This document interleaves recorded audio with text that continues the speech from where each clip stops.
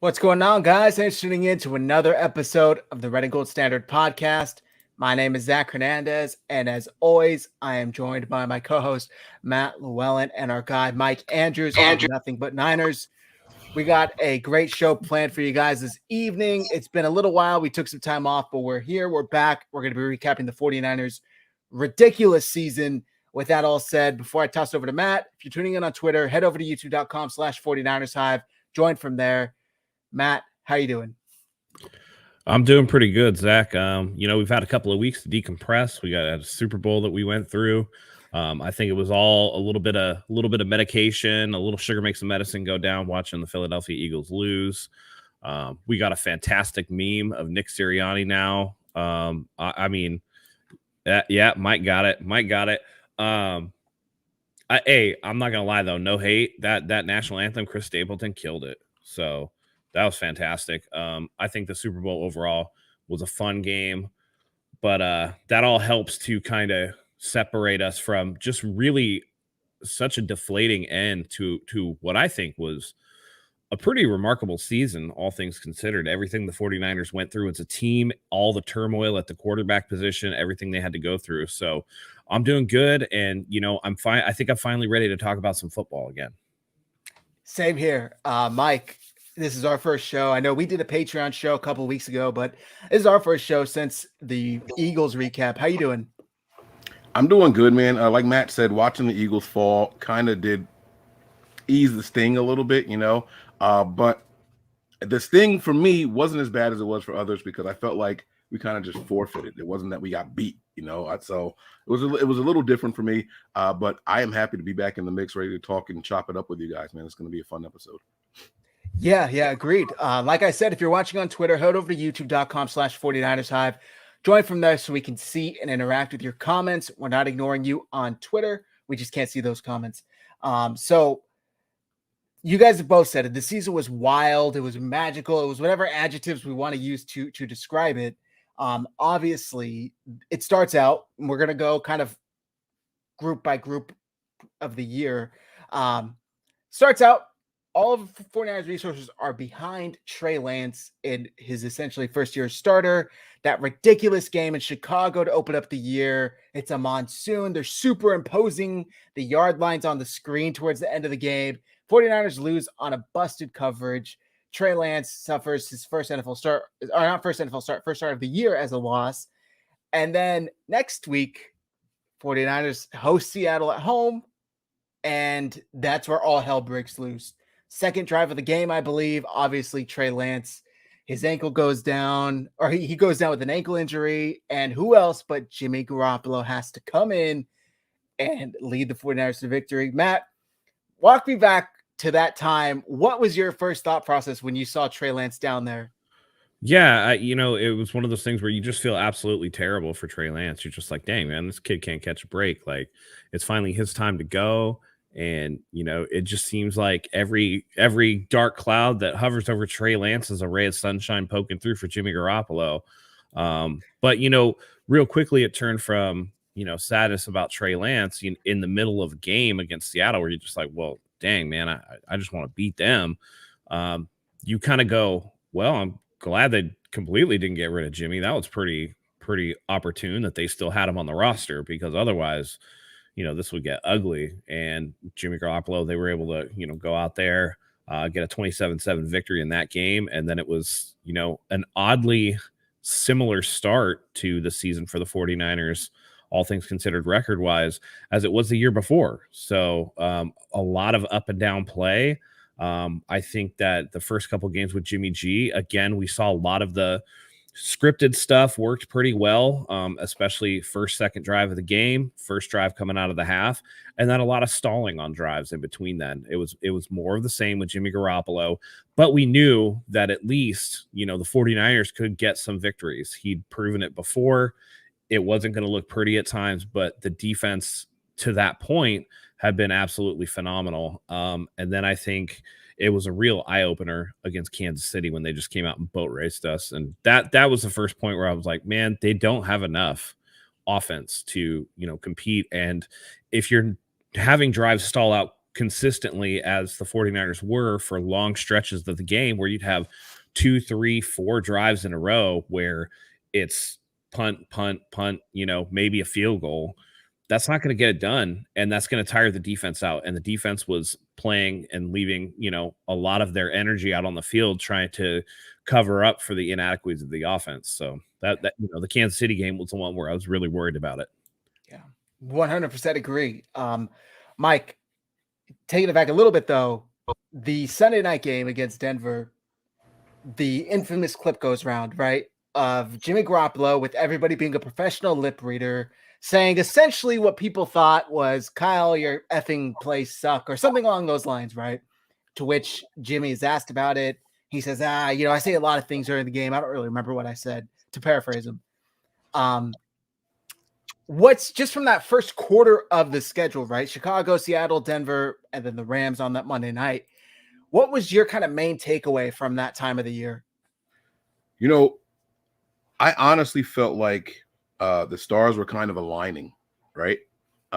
It was Trey Lance's time. We're going to go out here. We're going to make this run. The monsoon and all, you remember all that stuff so vividly, right? Because we were on the edges of our seat. Like, they made a decision. They got their guy. They were trying to move on from Jimmy. They couldn't move on from him. Everyone was upset about that. And in the back of my mind, front of my mind, out of my mouth multiple times, was restructure this guy and keep him as a backup. He can help us out in the event something goes wrong with Lance, whether it be play, whether it be injury. He steps in, and I'm not going to lie to you, I was pretty impressed with him in that Seattle game in particular, because it was from no offseason to marching up and down the field at a decent clip. I felt like it was pretty good. Then you see what happens in Denver, and it's like, where was the offense? This is the Jimmy we expected. And everyone's like, this is why you don't keep this guy around. Like, it was the pitchforks, and everyone's out rallying again, right? Don't forget the safety pick 6. Yeah. It gave up like 12 points in one play, and that's not even possible in the NFL, right? Like, it was pretty bad. It was pretty bad, right? It just hurt because the defense was playing great. Like, if you could just give us a piece of a series, like, we would have been okay in to start the season. But then the turnaround comes on later on. The Rams games, if there's ever a time that you're going to put money down on Jimmy Garoppolo having a decent or a good game, you do it against the Rams or you do it against the Cardinals. For whatever reason, Jimmy Garoppolo seems to really have his best games against those two teams. And it was kind of, par of the course. Get that bad taste out of their mouth from last NFC Championship game, and they went out there and they did just that, and it kind of provided a little bit of hope. It was like, all right, maybe we can right this ship, Yeah.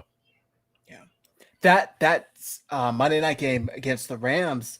I remember I was on vacation. I was in San Luis Obispo watching that game at a hotel, and I'm like, oh my God, they did it. Just like last year, they used this Rams game to turn their season around.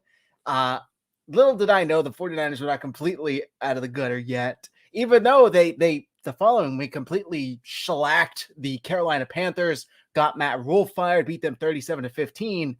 But then they drop an absolute stinker in Atlanta and chalk it up to being out a ton of starters. And Chris R said it here. They need to have the NFC Championship game at home. Early season losses against Denver and Atlanta prevented that this year. So that loss would eventually come back to bite the 49ers when they had to play the Eagles in the NFC Championship game, which we'll get to later.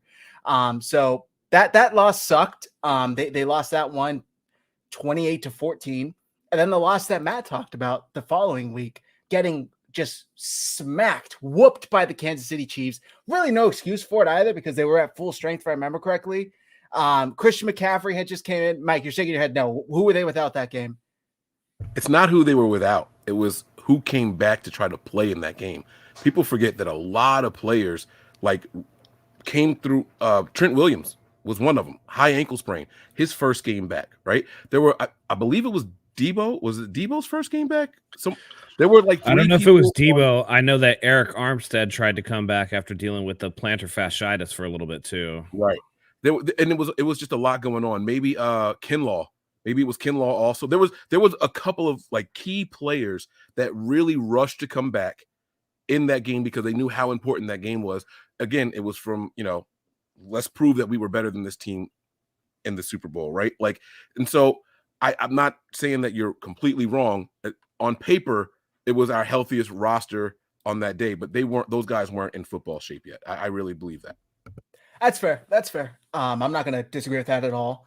But yeah, this game, I think, was a real eye-opener for the 49ers and would essentially go on to be their last loss of the year up into that NFC Championship game, which we'll get to later. But Matt, you said it earlier, like this kind of was what the team used as that motivation to kind of regroup and say, okay, come on, we're a lot better than this, and we cannot continue to go out here week to week and put this on paper.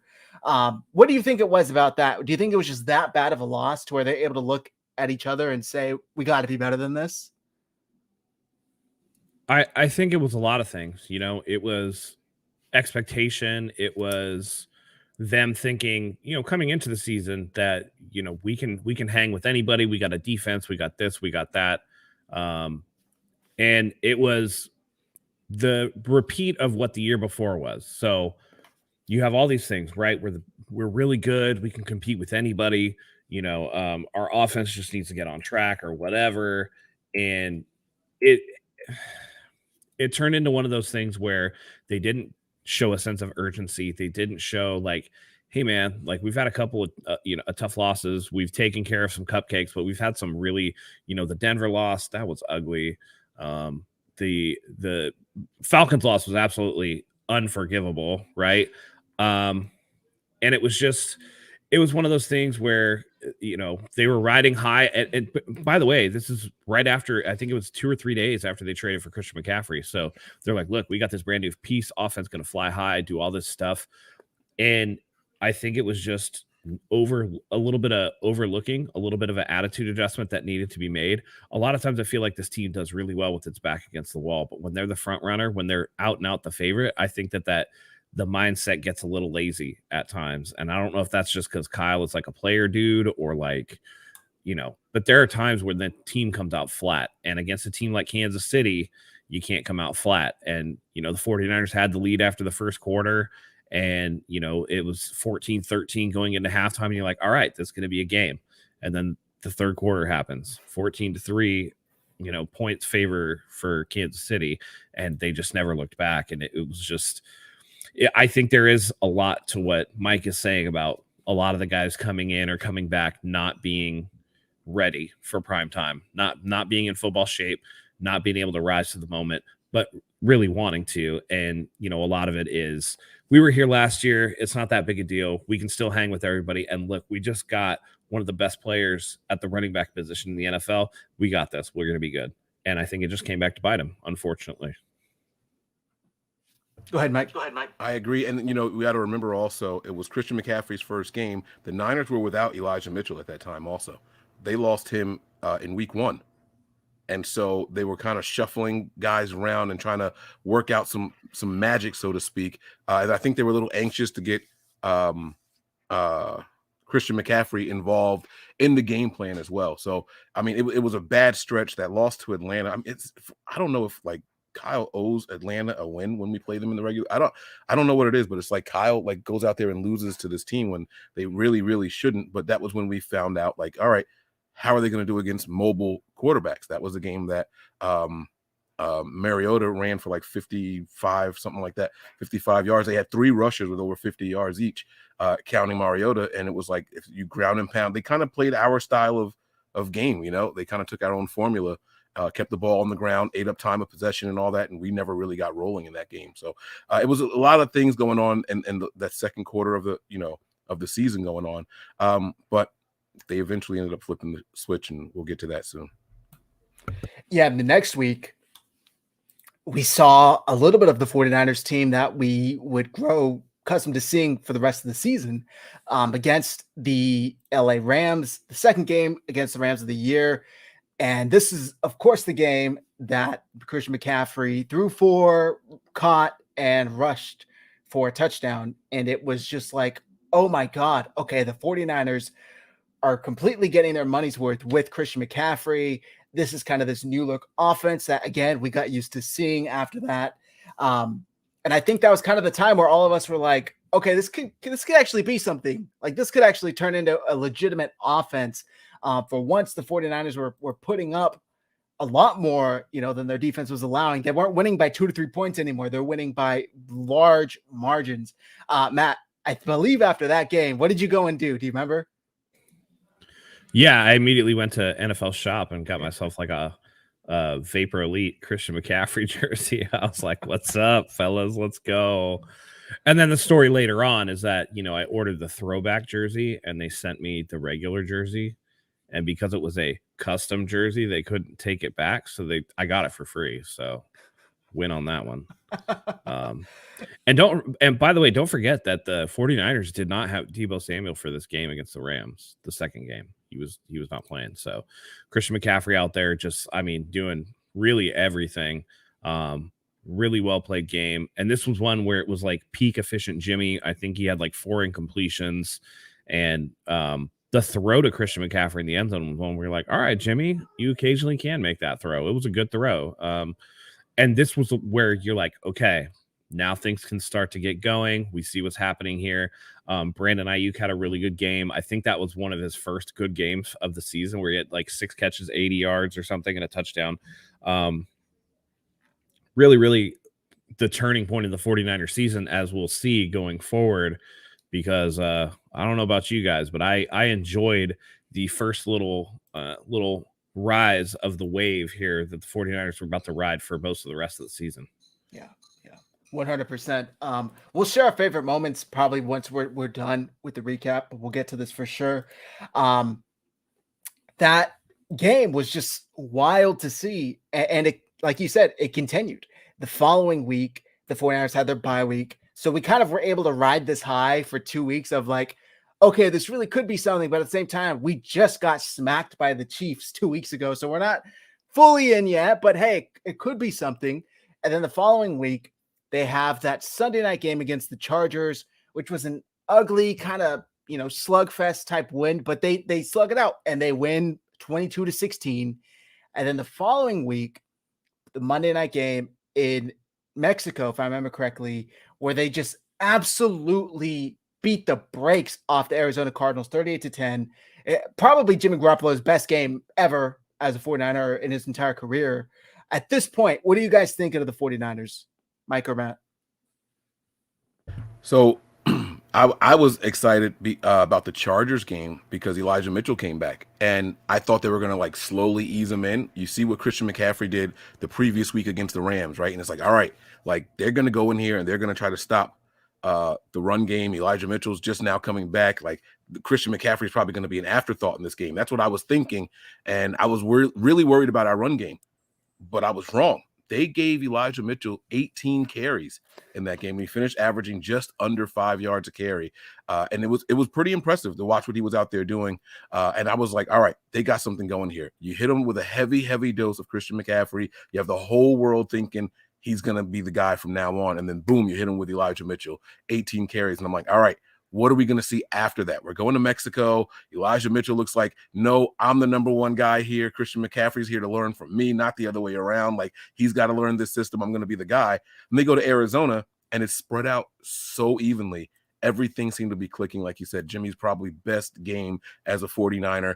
You finish with Elijah Mitchell going from 18 carries to half of that in the following game, only 9, right? And it's like, all right, this is the balance that we wanted to see from the 49ers. Kyle putting his genius on full display. And so this is when I was like, all right, we got something here. Jimmy's playing better than average. He's looking like a guy who maybe should be a starter in the NFL somewhere, right? Like there was no more of that Jimmy the liability. He was out there and wheeling and dealing, and kudos to the quarterback's coach that was out there with him. Like these guys had the team prepared.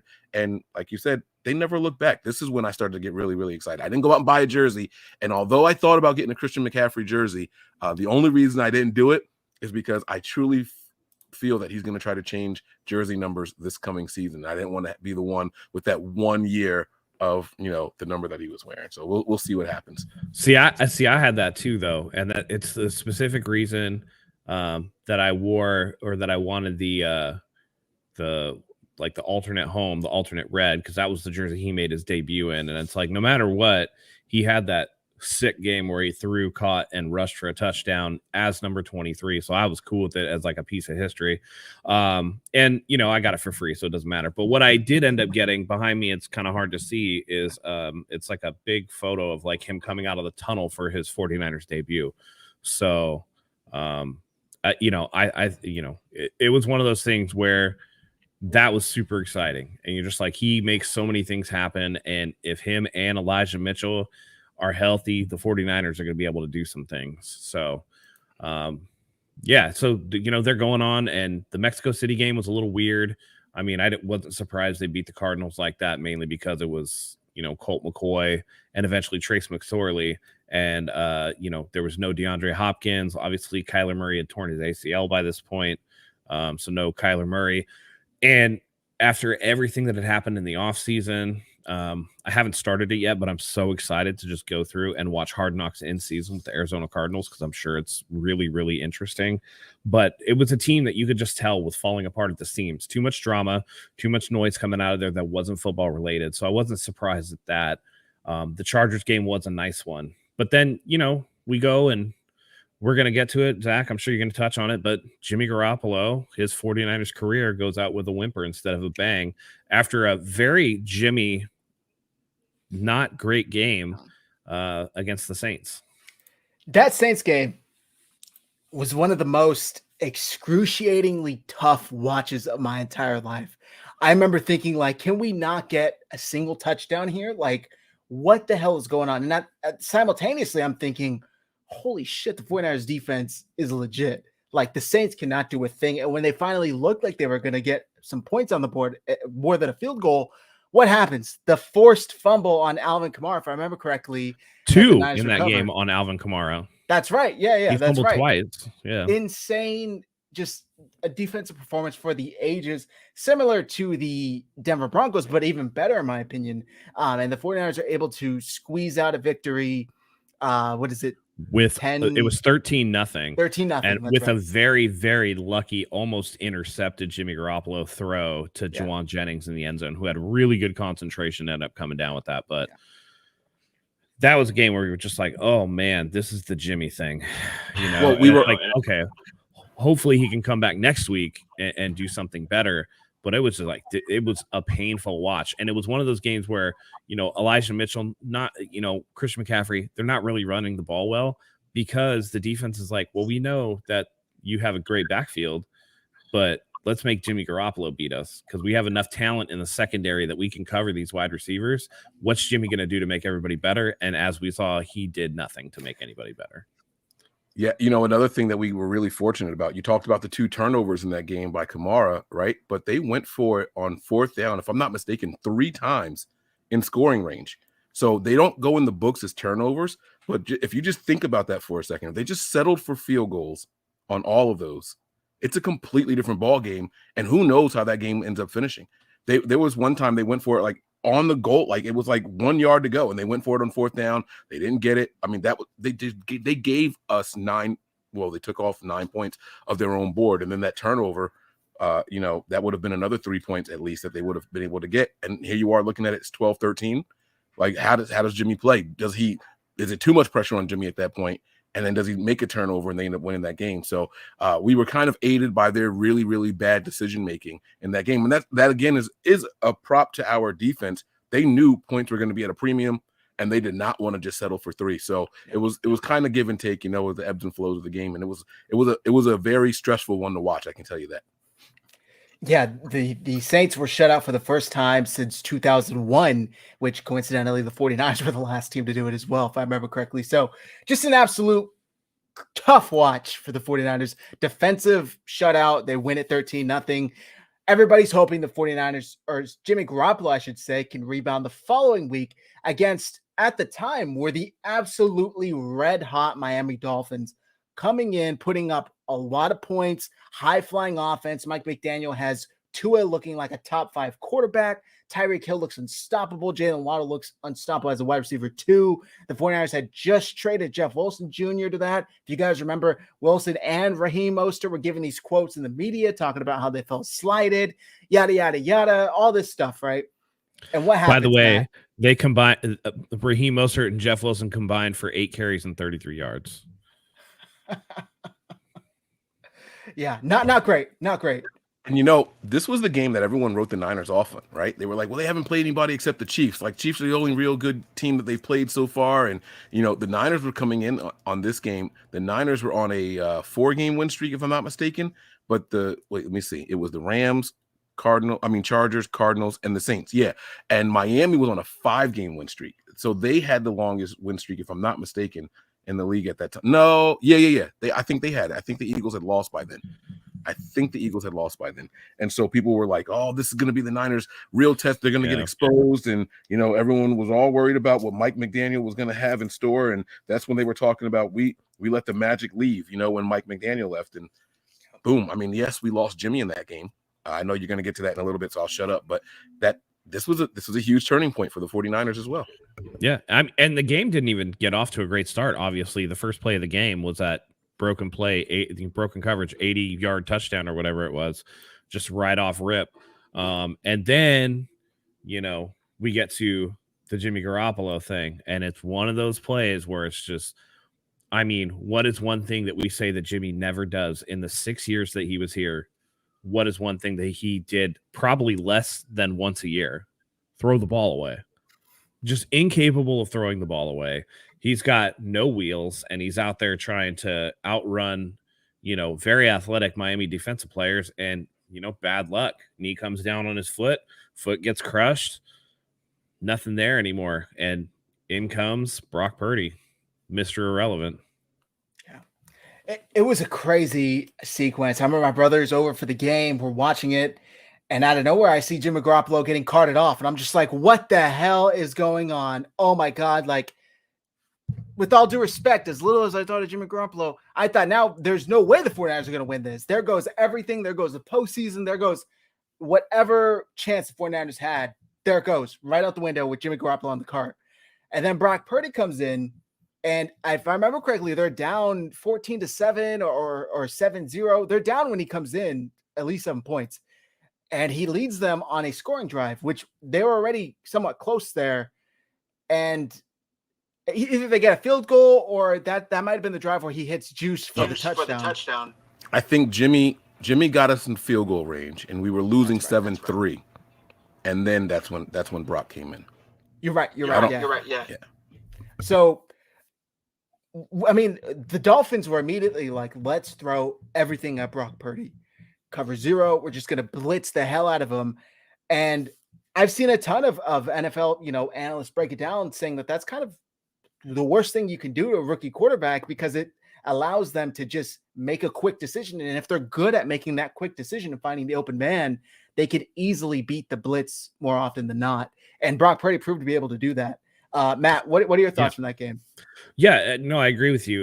They blitzed him. He had to make quick decisions. And this is one thing where if you do it, if that was Trey Lance coming into the game and you do that, maybe that works against somebody like Trey Lance who doesn't have a lot of experience, hasn't played the quarterback position for a long time.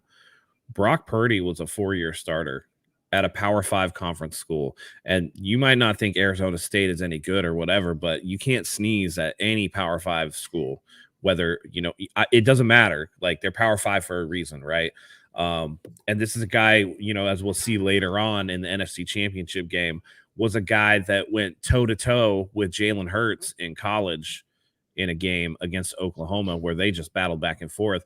This is a dude that had a ton of career starts at, in college. And so he comes in and you make quick throws for him and he's able to do it. And beyond that, he showed that he wasn't afraid to make a big throw. That was one thing that we had seen. Jimmy was a little afraid to pull trigger on certain routes, on certain throws.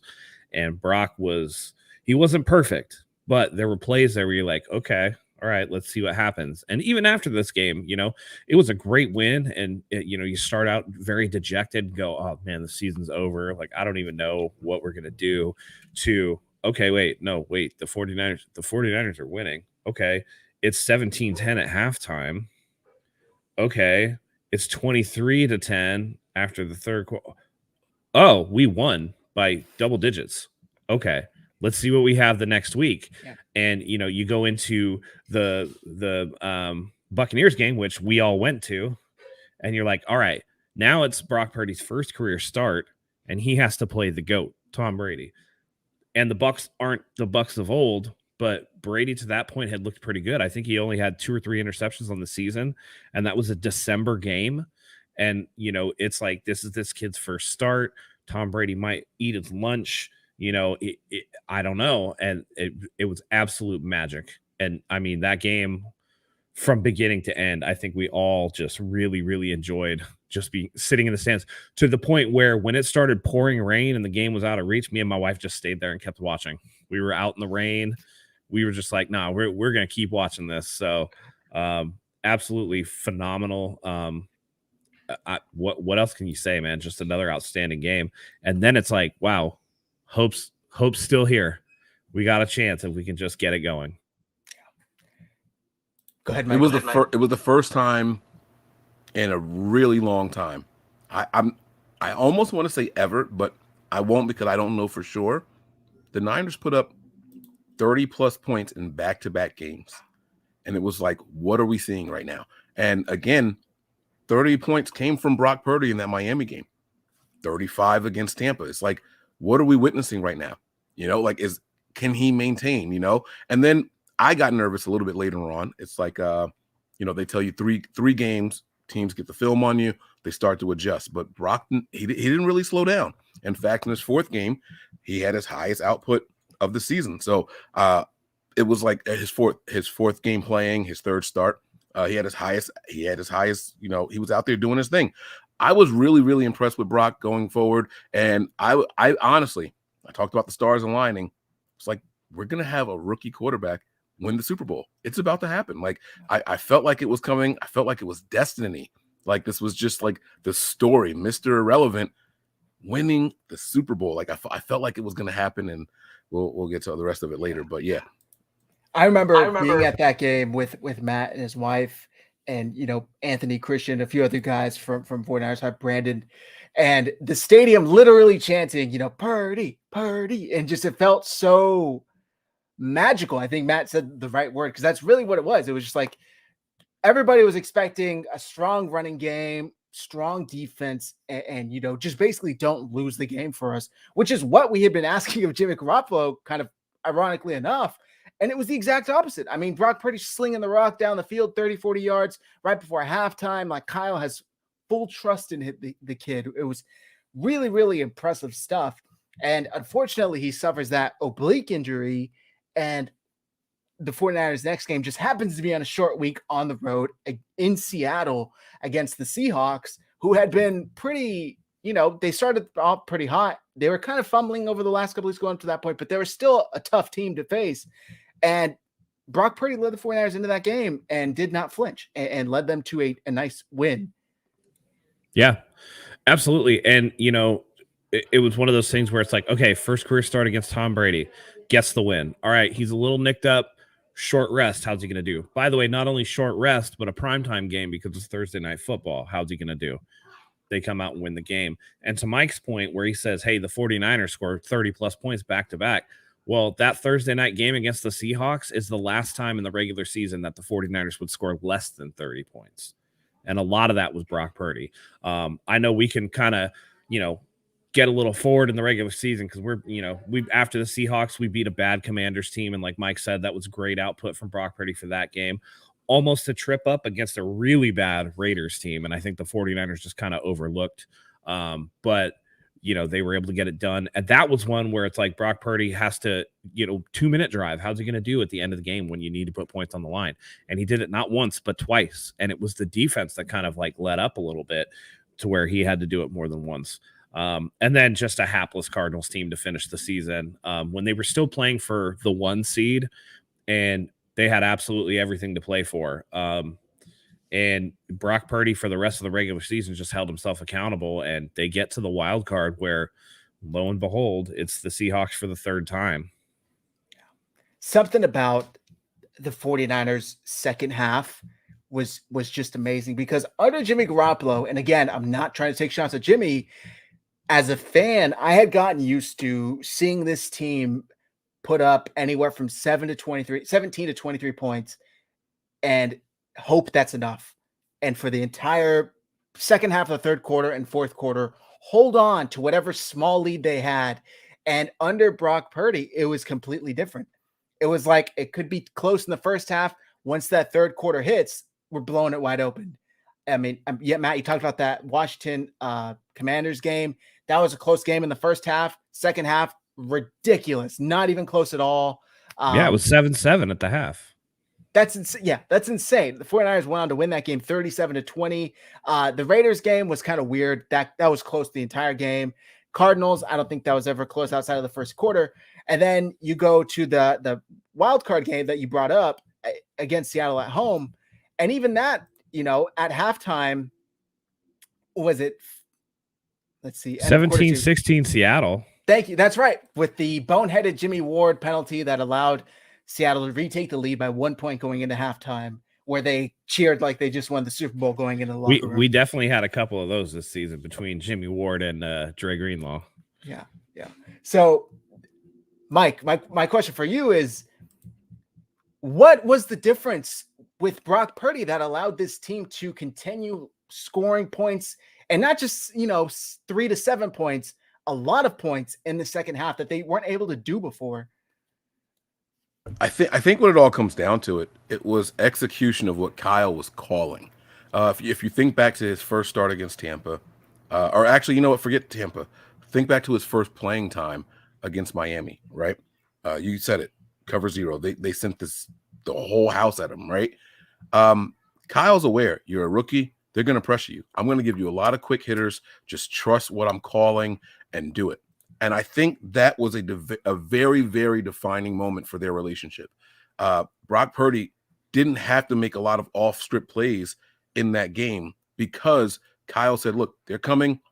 Wherever the pressure's coming from, throw it over that guy's head. I can't tell you how many times someone's coming right at Brock and it's like a dump. And I'm like, is he throwing it away? Oh, it's a catch. Oh, my God. It's a 17-yard play now. It was a little short pass and they're going. And I think that was like the biggest turning point of the entire season, right? So now the rest of the league is like, well, we can't blitz this kid all the time because Kyle's got something for that.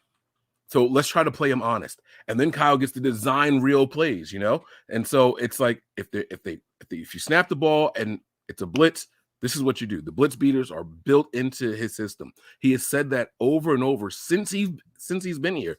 If you listen to KMBR, listen to Steve Young talk, Steve Young says all the time how jealous he is that he cannot play for this current 49ers regime, right? And he says Kyle makes quarterbacking so easy if you just listen to what he's saying and if you trust the system.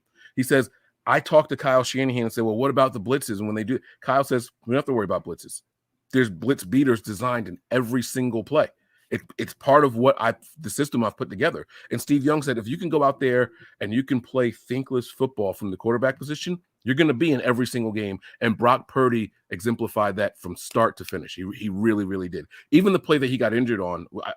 Never mind. I'm going to shut up. But yeah, so that's what I think. I think that the reason we were so successful with Brock was the trust between quarterback and head coach. And you asked me, how do they get that trust? It was when you put the rookie in there for the first time ever, he listened to everything the head coach and offensive coordinator said.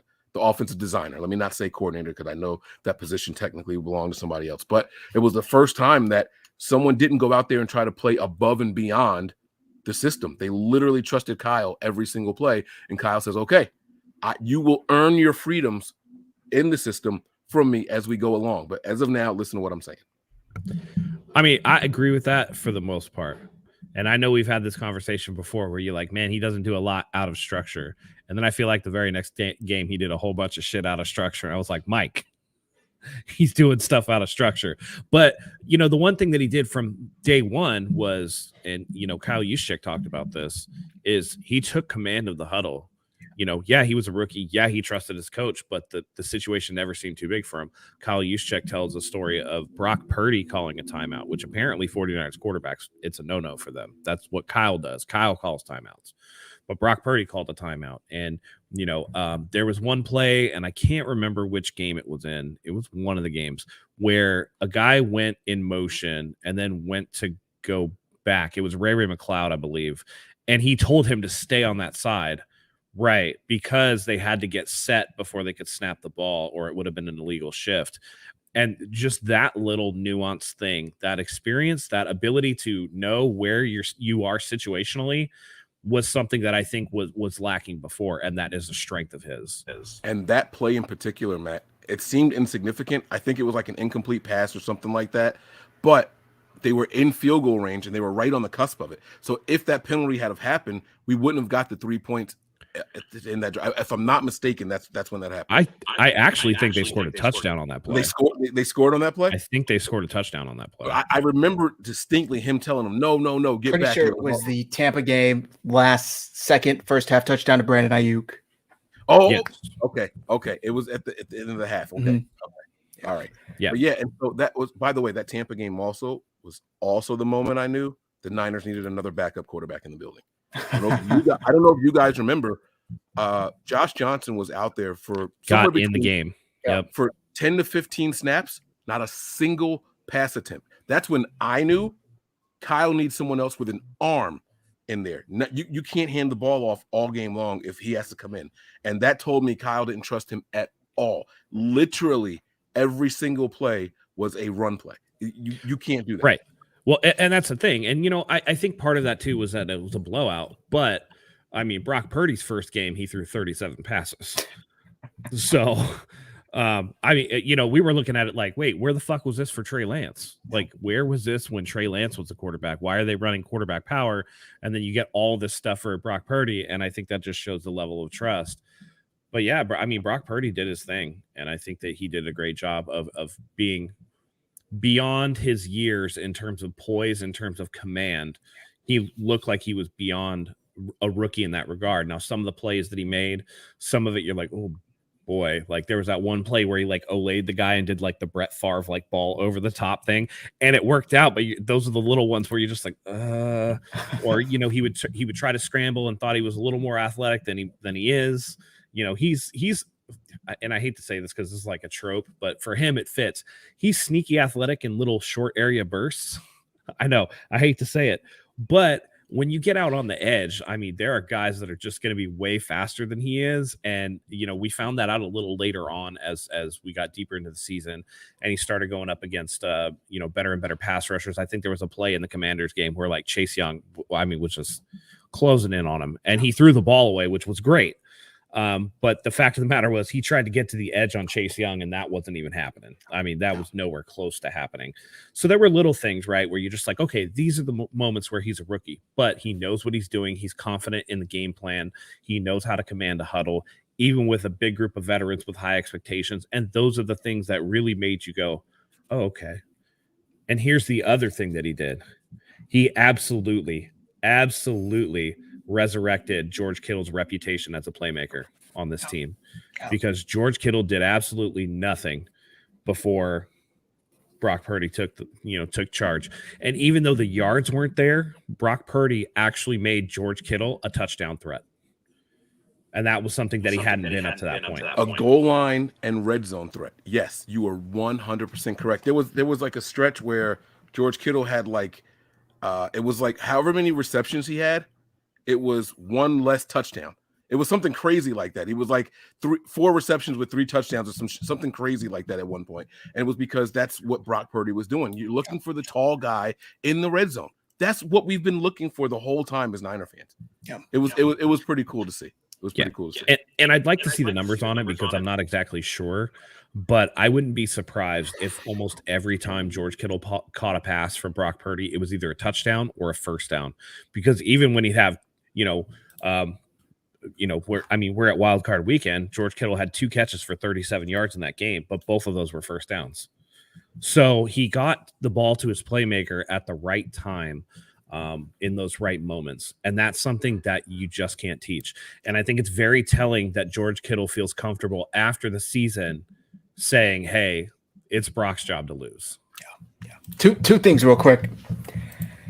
Why the hell did the 49ers decide to go away from Jacob Eason, who they had signed already? They had him on the roster, was already in the building, was already on the team, and say, you know what, we're going to go back to Josh Johnson. We're comfortable with Josh. Jacob Eason isn't somebody we want to pursue any further. Yeah. Not Nate Sudfeld? Nate Sudfeld was preseason, but after Jimmy got hurt, they brought in Jacob Eason and let him compete, and they decided to roll with Josh Johnson. It's Josh Johnson's familiar with Kyle Shanahan, and he's like a 15-year vet. That's the only thing. That's the only reason. Yeah. Because you don't want two young guys, right? Like Jacob Eason to get him up to speed. Josh Johnson has been through this building like 5 times. He is the Dante Johnson of 49ers quarterbacks. He's been on this team a bunch of times with Kyle Shanahan here. And that's the only reason. But even if what you're saying is true, and I do believe that is why, right? Knowledge of the system. You can know the system better than anybody out there. You can know the system better than Kyle. If you can't execute, you're no good. Well, but here's the thing, though. Me crazy seeing Kyle didn't want him to execute. There's no way Kyle Shanahan said, yeah, fucking all 3 of our starters are going to get hurt this year, and we're going to have to go to Josh Johnson. No, he's like, Josh Johnson is a 15-year vet that knows my system, that can help mentor Brock Purdy while Brock Purdy is getting up to speed as a rookie. He can take a little pressure off of Brian Griese, who, by the way, it's his first year here. Right. And so you have another guy experienced in Kyle's system in that quarterback room to help him out, because no matter how much Kyle is involved with the offense and, you know, the team, he's still the head coach. He still has to do all the stuff for the team. So he needed voices that he could trust to give Brock Purdy the right message. He never expected Josh Johnson to have to play. 100% agree with you on that, right? However, when Jimmy is done and Lance is done, both for the season, there has to be something in your mind, a twisted ankle, a finger that's jammed or something. You have to know that someone else might have to come in, even if just for a couple of plays. Josh Johnson was never that guy. So as much as you liked him and his knowledge of the system, and he's a paid coach, they talked about Richard Sherman playing a similar role, right? Helping the young guys come up and all that when he was obviously past his prime and all that, right? As much as you like that and you trust that and you buy into that, you can't have Brock Purdy and then a backup that you don't trust. You can say, oh, we didn't expect to go through 3, sign somebody. Josh Rosen had experience in this system, and he was available while Brock Purdy was a starter. That's not an excuse. It's just not an excuse. I mean, listen, I don't think any of us expected them to get, and we'll get to the Brock Purdy thing later, but I mean, the mechanism of injury on the 2 quarterbacks was completely different. One was a design quarterback run. The other one was a scramble on a drop back pass, right? Like Mike, you talked about it.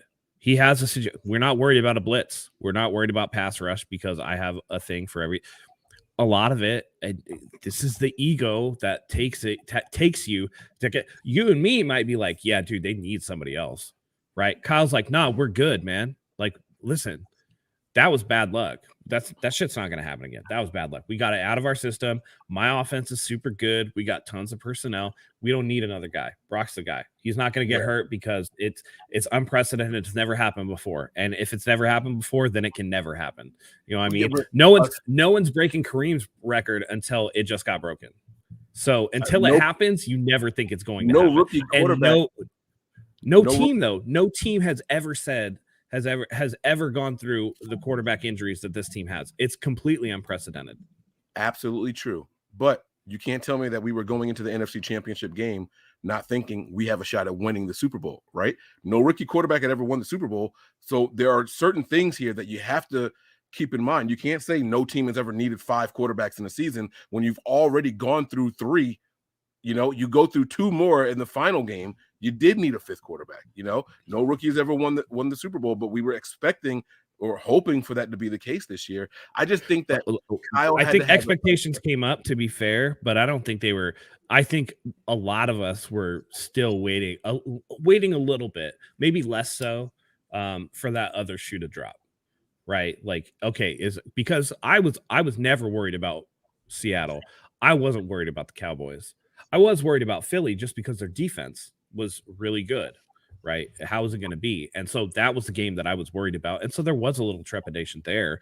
But at the same time, like, man, obviously, obviously there is some there is some Kyle Shanahan ego going on. I mean, he ran Mike McGlinchey's ass out there all the time and was just like, nah, Mike's cool. Mike McGlinchey is cool. And I know, Mike, you got a soft spot for Mike McGlinchey, but he was the 11th overall pick in the first round. He got to perform better than he did. And, he was good against the run. He was absolute dog shit against the pass in a lot of situations. Even that furthers my point and my argument that Kyle needed someone behind Brock. But it's the ego. But we can look hindsight 2020. They were never going to fucking do it. No, Kyle. I agree. But what I was going to say was, even with your blitz beaters built in, your quarterback still took hits on those plays. It might be a successful play, but your quarterback is still getting up off his back. Like, you have to factor some of that in. And we've seen teams when Colin Kaepernick was here, right? He might get the ball off in time, or he might run for a first down, but you are going to smack him when he runs and he's off with that ball, make him hesitate on it. Like, that's just football. That is sure, football. For sure. But the ego of Kyle Shanahan was not going to allow him to say, oh, my third starter of the season is going to get hurt. That just wasn't going to happen. I think that's what it came down to. Was Kyle probably felt, one, at this point, I'm winning with this Mr. Irrelevant. I could win with literally anyone. And two, there's no way in hell another quarterback, Mike will be right back. There's no way in hell another quarterback of mine is going to get hurt. Like, I can just already picture Kyle Shanahan thinking that. But it is what it is. The other point I wanted to make, because it's one of two, you said Brock Purdy, the trope is sneaky athletic. On the other hand, I'd argue Trey Lance, and what we saw, was kind of sneakily unathletic. He was a little slower than I think even Kyle thought he would be. He wasn't able to get the edge. And I think that's what kind of took him a little by surprise. It's the difference between, they're two different athletics, right? Whereas Brock Purdy is that short area quickness, that quick foot movement up in the pocket. I'm sure that Trey Lance, if he was out in the open field, would have really nice straight line speed, but he does not have the same agility. He's not. Yes. I look at him more in the vein of the way, to a lesser extent, Jalen Hurts, but like a quarterback like old school Aaron Rodgers, right? Where you need to step up in the pocket and take off in a straight line. You're not going to beat people to the edge. You shouldn't be running the ball. I think that Kyle still looks at him as like a dual threat quarterback. And I don't consider Trey Lance to be that traditional dual threat. I think he can make plays with his legs if forced to. I think that if he steps up in the pocket, he definitely can scramble for a first down. It's the same thing. Patrick Mahomes is not a burner, right? But he can get out of the pocket when things break down, and he can run for a first down. That's all you need him to do. There should not be these designed runs for any of the quarterbacks, and that includes, to me, Trey Lance, because I do agree with you. Trey Lance, in a lot of ways, is sneakily unathletic in terms of his like short area burst and his change of direction. I think he has slow feet. So yeah, I agree. They're athletic in different ways and unathletic in different ways. And I think that can work together in a competition if you want to have a true competition. But it needs to be about quarterbacking rather than necessarily having one or the other in terms of what's it called? Like running the ball. There's no dual threat on this team.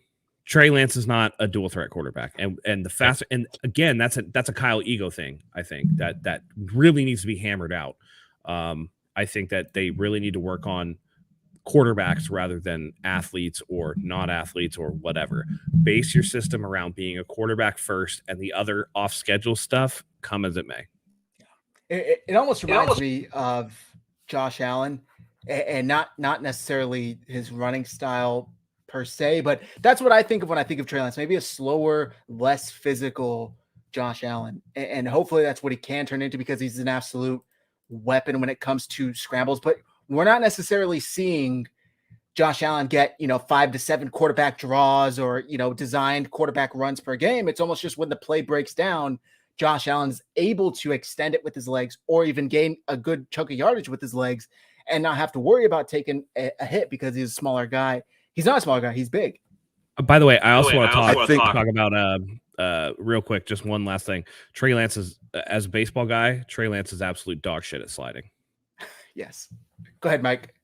No, I was just gonna say, I think it's what can you do versus what do we see you do, right? In college, they saw Trey Lance literally running all over people, trucking guys and all that stuff. And when he first got in, he tried it. He tried trucking guys at the line of gain. He tried trucking guys at the goal line and got smacked every time. And if you guys think back to when Trey Lance first got here, I know everyone made fun of the whole brawl thing and all that, but in those same training videos, he's got that parachute on him.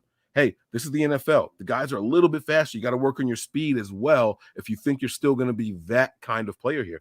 I think we should start looking at, I'm going to say this, and it's not going to bode well for the year he just had, but I think we should start looking at Trey Lance as a more like a Deshaun Watson kind of quarterback and not a Michael Vick kind of quarterback, right? When you think of Deshaun Watson and the plays he makes, it's not about him running down the field for big gains. Yeah, it might happen once every 4 or 5 games, right? But that's not what you think of Deshaun Watson. You think someone who can move around behind the line of scrimmage and has a freaking cannon of an arm and can hit you anywhere on the field, right? That's the mindset that they need to have. And I think that what we were experiencing was Kyle learning what he did and didn't have. Can I give you 12 carries in a game? And if I do, what do you get with him?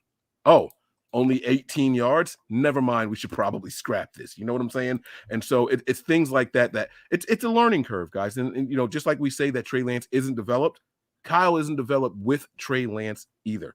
So we have to kind of see what it is. But you guys are right. It's not that he's sneakily unathletic, right? I think he's probably faster than a lot of quarterbacks in the NFL, but they're quarterbacks. They're not running backs. They're not wide receivers. They're not, these people that are going to be chasing him down and the guys that are going to be responsible for bringing him down when he does take off with the ball, So there's a transition for sure. Yeah, and I think it's one of those things where, it was right before you came back. But for me, Trey Lance is a guy where if he steps up through the pocket and there's nobody in the middle and he has a straight line for the end zone, I don't think anybody's going to catch him from behind. I think it's enough straight line speed.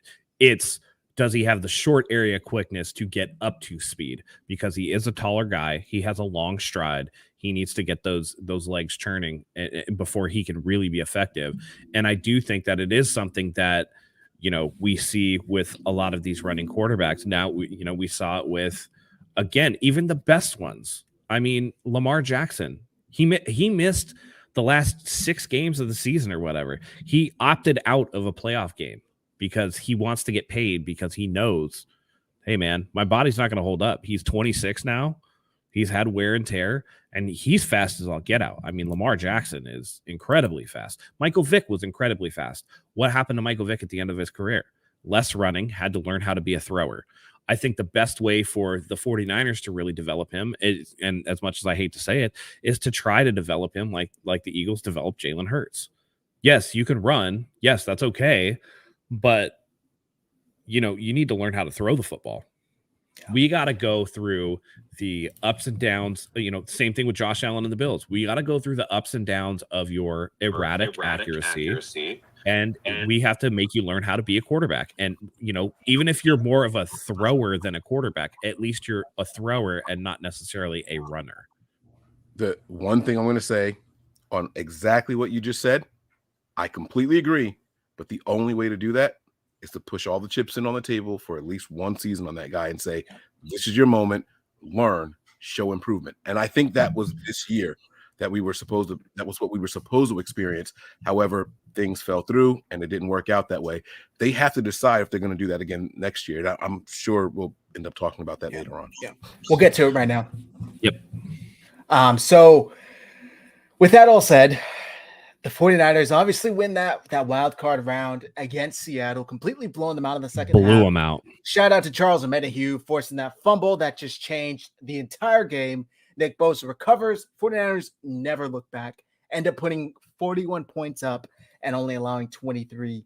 So then they host Dallas, who's coming off, I compared it to going to a bar as an MMA fighter and picking the drunkest guy there and beating the hell out of him and then flexing. That was Dallas beating Tom Brady, who could not complete a pass to save his life, it seemed like, in that Monday night wild card matchup.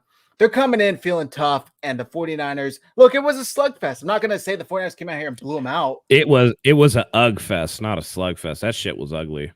That shit was ugly. And I think that this game, actually, one of the things that I love from this game is I think we can safely put to bed any thought that Dak Prescott is ever going to be an elite quarterback. Because Dak Prescott, I mean, he had a former NFL player saying that he was ass.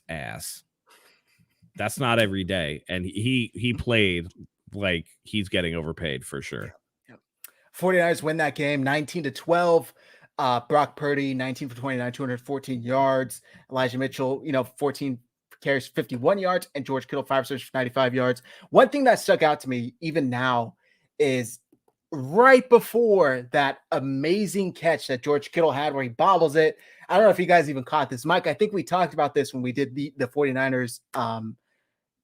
I'm forgetting the name of that show that we did on the app when I co-hosted for Wayne. I think I filled in for him, where they said, I said that the sideline reporter, is it Christina Pink, or I'm forgetting which sideline reporter it is. She's a female, and she goes, I just spoke with Kyle Juszczyk, and he told me he just pulled Brock aside and said, Brock, it literally just takes one play, one good play to get the wheels churning, one good play to get the offense rolling.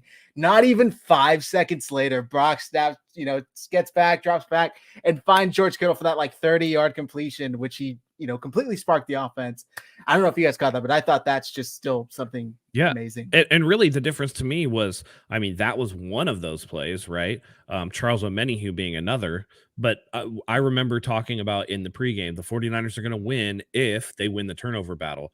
And the one thing that Brock Purdy was very good about not doing against the Cowboys, against the Seahawks in the playoffs, and we didn't really get to see him against the Eagles, unfortunately, but Brock Purdy did not throw any interceptions.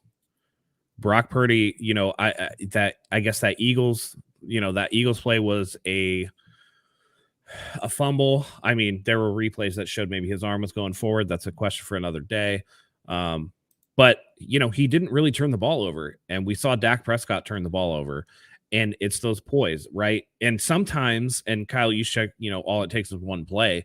Sometimes it's the play that you don't make, the bad play that you don't make, that ends up being the difference. So I really think it was a good job overall, that game, in a bit of an ugly one.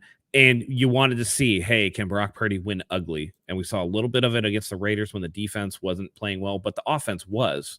Right? What's going to happen when the offense is not playing well? Like I said earlier, that 21 points against the Seahawks on a short week, that was their lowest point out total with Brock Purdy at quarterback this season.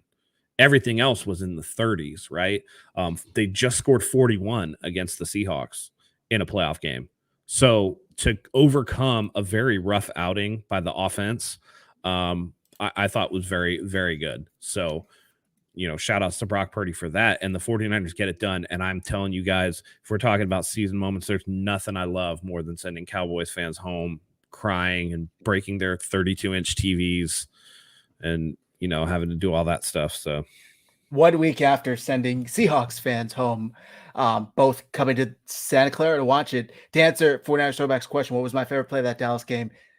Other than the George Kittle catch, which will obviously stand out for years to come, there are two that come to mind, and it was on one of the last drives for the 49ers, where I think they got the last points of the game. I think it was a field goal, and it was 2 third downs, and Brock Purdy hit Brandon Ayuk and then hit Christian McCaffrey.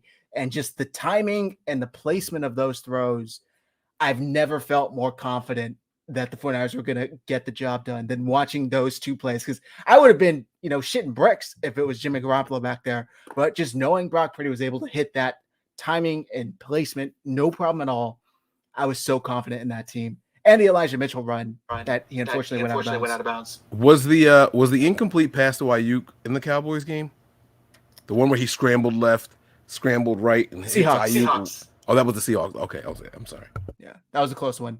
That was a sweet goddamn throw, though.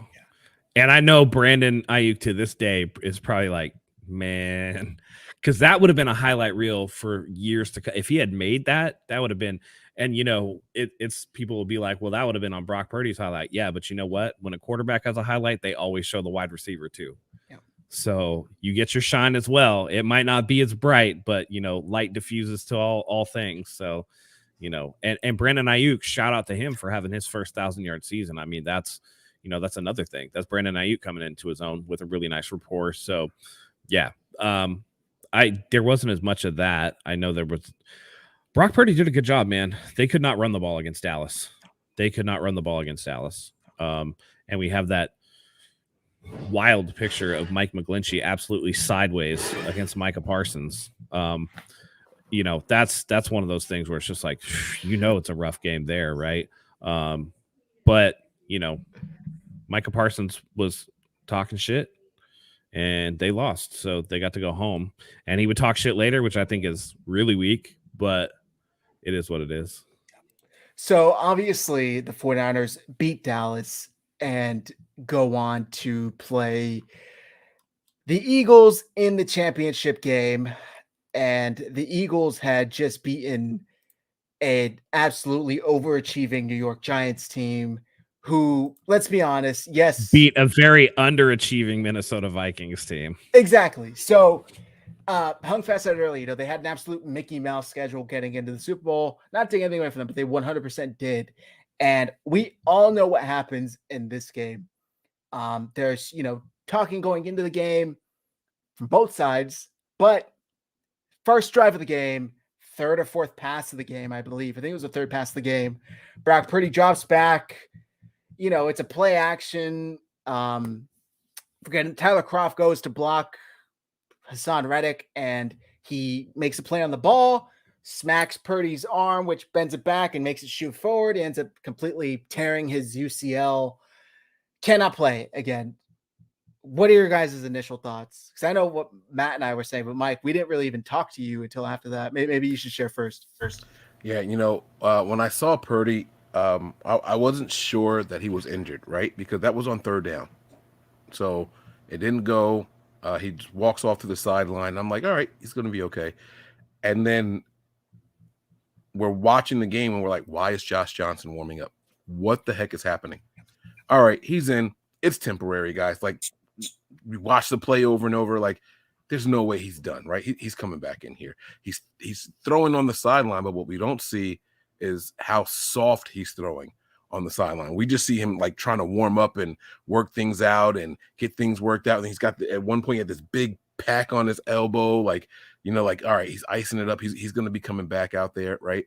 And the play the play, which was literally the moment in the game, right? That play told me so many different things all in one. It reconfirmed my concerns about Josh Johnson, right? We saw what it was. The moment was clearly too big for him. How can you be in the NFL for 15 beeping years and that moment be too big for you, where you have a rookie, Mr. Irrelevant, playing ahead of you? How can that moment be too big to you? That was one of the things. The other thing that play told me was, we heard a lot of talk after the game from the wide receivers in particular. We were going to expose that secondary. We had such a phenomenal game plan for them. Like, you guys were going to be like, wow, how did they make it this far? Like, this is the talk that the 49ers wide receivers and pass catchers were saying. That play, when you watch the All-22, Brandon Ayuk was just gone. I mean, was it Bradbury that was on the ground? Like, just completely bit on the double move. Ayuk wide open. That's who Brock was targeting. Not only, it's one thing to have the plan, it's another to execute, right? He didn't execute because the helmet was there under his elbow, but that's where he was going. How many times do we watch games with Jimmy Garoppolo and he'll make a completion for a first down, but we'll say he had this guy wide open for a touchdown. If Jimmy had to hit that guy instead of this guy, right? And we've said that with all quarterbacks. That's going to happen all the time in the NFL for every quarterback, right? If you had to just waited a little bit longer, that guy was wide open. You should have hit him instead, right? That showed me, one, Kyle knew what he was talking about with his game plan. Two, his quarterback was on the same page as him. And three, Josh Johnson wasn't the answer. It was such a defining moment in that game. It was literally bittersweet for me, because now I know we really do have the best offensive coordinator and play caller in the entire NFL, right? I honestly, I can't even imagine how many points the Niners would have put up on the Eagles in that game, right? Because I was concerned going into this game. You only put up, what was it, 19 points against the Cowboys or something like that, right? I'm sitting here like, oh my God, look at the yard output. Like I think we only had like 311 yards against the Cowboys. It might have been less than, I don't know. It's somewhere around. It was barely over 300 if we even hit 300. And I'm like, this is not good. This is not the offense we've been used to seeing. They were doing 350, 400, like since Brock Purdy got in here. Like, this is not good, right? And I was a little concerned because, yes, the Cowboys had a really good front, right? But I was like, the Eagles might be a more balanced defense. I was concerned. And to know that they had this game plan, I started getting excited. I started getting excited after the game was over. After you shake off the loss, it was like, big picture, Kyle is going to have these guys prepared in every single game he goes into. And that's why I'm okay with the slow starts for Kyle Shanahan. These teams make coaching changes, defensive coordinators change, personnel changes, and all that stuff. You know what doesn't happen in the season? Those changes that I'm talking about. So in season, we can start rough, first 4 or 5 weeks. But once that film is out there, Kyle's going to have a game plan that's not only going to keep his team and players in every game, they're likely going to take advantage and win a lot of those games. And that's why we always seem to start slow, because the film has to be put out there. The film has to be out there. And I know that these guys, our quality coaches and all that, they go out there and they really do their research. And Kyle has a staff of people he trusts, from the quarterback position now to the coaching staff.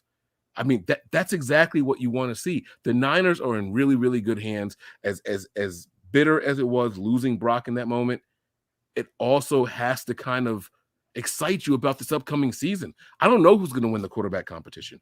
I have no idea who it's going to be. I trust Kyle. That game, that one play says, you know what, Mike, you should trust him. And the defense did a pretty good job. I know how many points he ended up putting up. I know it doesn't look like it. That defense played a lot better than what the points reflected, considering field position and where they started all the game, because we could only run, right? That defense played a lot better than what the score shows when it's all said and done. So I'm really looking forward to it. Now we got we didn't talk about it in this show. I don't know if you guys have done a show since then, but we have a new defensive coordinator here now, and Steve Wilkes. But I don't know what changes he's going to make, but the personnel is largely the same. I think we're going to be okay. So it was very, very encouraging. That one play by itself told me we're going to be all right. We're a second half team for the most part of the season, right? We're a second half of the football year as well. If the Niners can come out of those first 8 games 4-4 or better, we're making it to the postseason. That's it. It's a gimme. We were, like Matt said, we were 3-5 at one point last year, and we made it to the postseason. This year we were 3-4, and then we ran the table. The Niners are going to be fine if we can get to 4-4 through 8 games. Like, I really, really believe that. Every year, I don't care who the quarterback is. My takeaway from that play, that specific play, is my one knock on Brock, other than those like 20-yard run backs that he would have with pressure being in his face. Other than that, is sometimes he took a second to 2 seconds too long on getting that wide open throw down the field. And unfortunately, in my opinion, that's what came back to bite him on that play, because Brandon Ayuk's open for about a second and a half before he actually did decide to pull the trigger and hit him. And if he throws the ball as soon as he should have, when he's coming out of his break, his arm's in a different position. Hassan Reddick hits it. Maybe he doesn't get injured. I don't know. But unfortunately, that's not what happened. What happened was he waited a second and a half, and then he got injured. It is what it is. I agree with you, Mike. I think the 49ers go on to win that game, but it's all speculation. It's all irrelevant, because it didn't happen. Brock Purdy got hurt. 49ers couldn't stop or block Hassan Reddick with what they did plan on that play.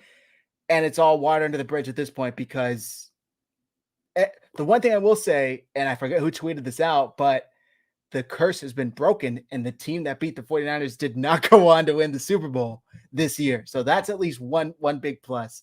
Matt, what was your takeaway from that? I think I actually posted that in the chat. Oh, yeah. Like, wait, so it's like what, 0-17 after facing the 49ers now? Like 0-16, and only because one of the teams had a bye week. So it's the teams that played. Kansas City had a bye week, yeah. Right. So it's the teams that played immediately following the 49ers all lost. So right. Yeah. And I don't count the Super Bowl bye week because that was the only game after the NFC Championship game. That to me is just like, that's whatever. So yeah.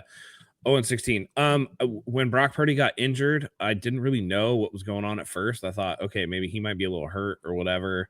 I was a little worried about the elbow, but when he came back out from the locker room, I was like, okay, that's a good sign. He's on the sideline. He's not back in the locker room. To me, that might be a good sign he's going to try to go. I know sometimes you get a lot of nerves in your forearm that look like where he got hit, and I thought maybe he just had like a little bit of a dead hand and he was trying to loosen it up. Even the first drive with Josh Johnson, I was just like, all right, this is going to suck, but you know, if they can give him a little bit of time, he should be able to come back. By the second drive, I was like, okay, there might be something going on here. And then after that, I mean, it was lights out for after that point. But I mean, to Mike's point, if Brock Purdy had stayed healthy, we were going to boat race them. Yeah. I mean, even with no quarterback, Christian McCaffrey still averaged 5.6 yards a carry.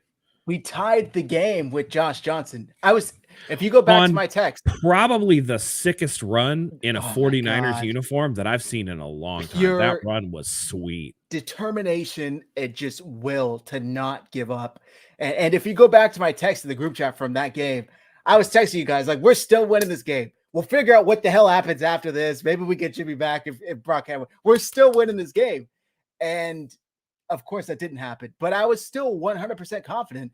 And if Josh Johnson doesn't decide to forget how to catch a snap, then maybe things go differently. But again, it is what it is. This is something that'll get you banned.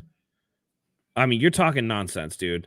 It's a torn elbow ligament, right?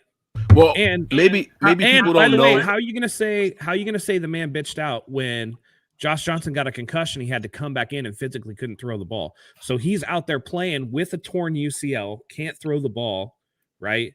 And it's still, because they have no other quarterbacks, he's like, nah, it's all right. It's cool. I can go out there and hand the ball off and do like short passes. But maybe Longbeard doesn't quite understand the severity of the situation, right? Maybe he doesn't know that Brock literally couldn't throw, because what happened was Brock got hurt. He left the game. He came back in, eventually attempted a pass that looked bad. And then, like, you know, he finished the game, but all handoffs, right? So to the casual viewer, it looks like a guy got injured and decided not to come back in. So maybe he doesn't understand the severity of the injury. No, and I can tell you right now, a torn UCL, you're gonna start to lose strength in the smaller fingers on your hand, your ring and your pinky finger. You're not gonna be able to grip a football fully because it activates that ligament in your elbow. And yes, he was throwing on the side, but I mean, those are like, that's soft toss. 3 to 5 yard passes. That's not even, yeah. And I mean, we've all been to an NFL game and they're standing 10 yards apart. And they're literally all they're trying to do is keep everything moving. Motion is lotion, right? There's a lot of TV timeouts in games. You'll see the quarterbacks throw the ball during timeouts. If you're at a game, you'll see them throwing the ball to each other. And that's just, he's just trying to see what's the extent of what he can do, because it's not just about going. But when he had to go back in the game, it's like, he wants to go out there and throw, right? He wants to go out there and help the team, but he physically can't. You see him tell Kyle, hey, like, I can give you short ones. I can't give you a long one. And after they tried to do some treatment and he tried to see, you're talking about a ligament. It's not like he had a broken arm, which you could take back an x-ray and see right away, right? You're hoping that it's something that's a nerve or something where you're going to get feeling back, right? And to me, if he's thinking that he's going to get feeling back, it means that those last two fingers were probably numb and that he couldn't really grip the ball. So he's trying to gauge what he can do for the team, right? Whether that's, hey, I can throw screen passes, or I can throw, underneath stuff to the running backs, or, a tunnel screen if it's coming back to me, right? At least that would open up an avenue to the offense rather than they had to hand the ball off. It's like, I don't know. I think saying that he bitched out is just a lack of understanding. It's honestly, it's a little bit of ignorance. It's the same thing when I see people on Twitter posting, "Oh, how dare Kyle block Hassan Reddick with a tight end? Want a play action pass? That's the whole thing, right?" And as people have pointed out, Hassan Reddick is a smart player. He didn't play the play action at all. He played the quarterback, because if he was playing the play action, he would have hesitated. He wouldn't have been there right away. And that's something that Kyle game plans for. Hassan Reddick knew that he could go after the quarterback on that backside because the play was to the other side. Longbeard's last comment there lets me know what I was saying was right. Like the you know what I'm saying? Like, this is, we got to be like, we have to know. Okay. Okay. He's a casual. Jimmy Garoppolo was ruled out at the beginning of the week by Kyle. He wasn't even active on game day. Yeah. So a lot of people were like, oh, well, the timeline to return put him back in around the NFC Championship time. And while that was when he was clear to resume practicing, but he hadn't practiced up to that point, Longbeard. So Jimmy was not an actual practice. Right. Jimmy wasn't even available for the game. So that, and I understand to that extent if you're a casual fan or whatever, but that especially means you can't just call somebody a bitch. You can't say they bitched out. That to me, like, it's cool if you don't know, like, that's cool, but be respectful, dude. Like, you don't know. You know what I mean? Like, you don't know what these guys go through. You don't know what that's like. I mean, and this dude is going to miss 6 months trying to come back from that. So Jimmy Garoppolo got the walking boot off the week of that practice, right? He's not in football shape. There was no chance Jimmy Garoppolo was playing in that game, buddy. No, and I mean, there is, I don't know, there are reports, and I don't know how accurate that is, that there is a little bit of animosity about the Jimmy Garoppolo healing situation with him and Kyle, and that was kind of Kyle's last straw. I don't know how true that is, but I don't know. It's Longbeard said it's all about money. Listen, dude. Brock Purdy makes the least amount of money on that team. He's Mr. Irrelevant. I think he makes like $200,000. What money are you talking about? $800,000 this whole year, yeah. It's all dump trade. All right. That's a ban. That's a ban. He's a troll. So I don't understand why people were get him out. This was a thing. Jimmy was laughing when we were screwed at quarterback. Brandon said this. What was he supposed to do? There were also pictures of Trey Lance laughing. Like, that's not why he was laughing. No, somebody probably was clowning up on the sideline. Yeah. And something funny happened, and cameras are everywhere. So it's taken out of context and taken out of whatever. Like, that's, I mean, again, if you're in a bad situation and you're with a bunch of dudes that are like family, the best way to cheer people up in a despondent moment is to make like a fart joke or something. Like, say something stupid to lighten the mood, right? And that's that's probably all that was. It's not Jimmy's. For as much as we give Jimmy crap or whatever, Jimmy is not a malicious dude. Jimmy is not a bad teammate. Jimmy is not a guy that roots for people to fail or takes pleasure out of somebody else's pain or anything like that. Like, that's crazy, man. And to go back probably 40 minutes in this episode, you guys were talking about the lip thing, what was Jimmy saying and all that. I sincerely believed him when he said, I have no idea what play you guys are talking about or what I was saying at the time. But, so I say a lot of things. I have no idea what you're talking about. I believe him in that moment. I say a lot of stuff. All you got to do is go to a pickup basketball game at any 24-hour fitness, and people will say some ratchet shit. Yes, and that's because people are competitors, and it's not necessarily anything you mean long term or anything that you're necessarily thinking about. You're reacting to the moment, and you're just saying, like, you're saying something out of frustration.